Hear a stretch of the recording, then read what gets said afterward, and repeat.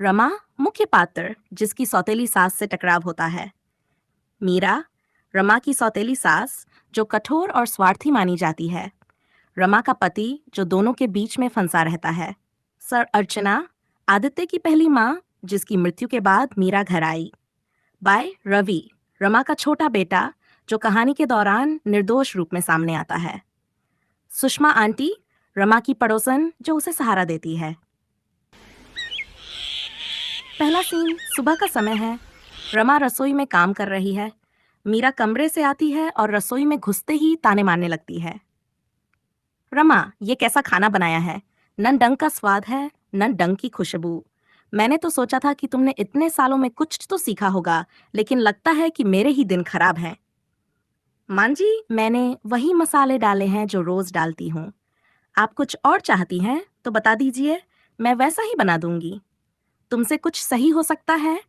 तुम्हारी सास होती तो एक दिन में सब सीख जाती, पर तुम्हारी तो आदत ही ऐसी है। रमा ये सुनकर चुपचाप काम में लग जाती है, लेकिन उसके चेहरे पर उदासी झलकती है। दूसरा सीन, रात का समय।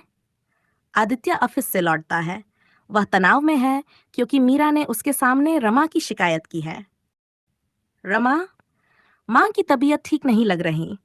तुम उनका ख्याल क्यों नहीं रखती? मैं पूरा ख्याल रखती हूँ आदित्य। माँ जी हमेशा मुझसे असंतुष्ट रहती हैं।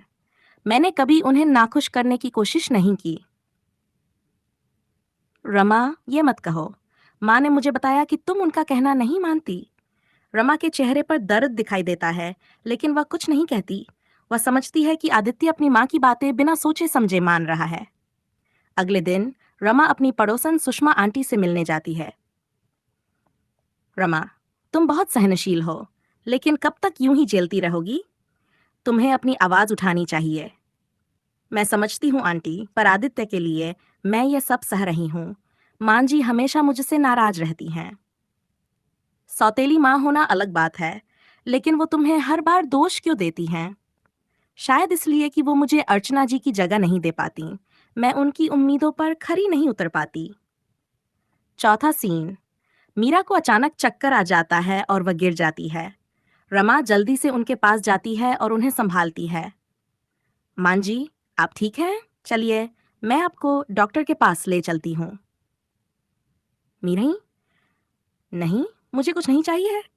रमा मीरा को सहारा देकर बैठाती है और उनके लिए दवाई लाती है। उस रात मीरा चुपचाप रमा को देखती रहती है, जो बिना किसी शिकायत के उसकी सेवा कर रही है।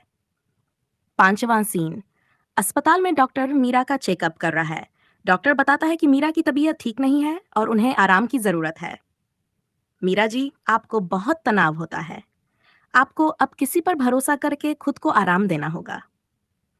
मीरा की आंखों में पश्चाताप दिखाई देने लगता है। वह देखती है कि रमा उसके लिए कितनी चिंतित है।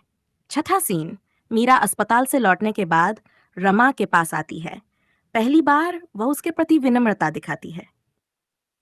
रमा, मुझे माफ कर दो। मैंने हमेशा तुम्हें गलत समझा। तुमने कभी मेरे साथ बुरा नहीं किया। आश्चर्यचकित होकर, मां जी, आप ऐसा क्यों कह रही हैं? मैं तो हमेशा आपको अपनी मां मानकर ही सब कुछ करती रही हूं। मीरा, तुम सच में बहुत अच्छी हो। मैंने कभी तुम्हारी परवाह नहीं की, लेकिन तुमने हर बार मेरी मदद की।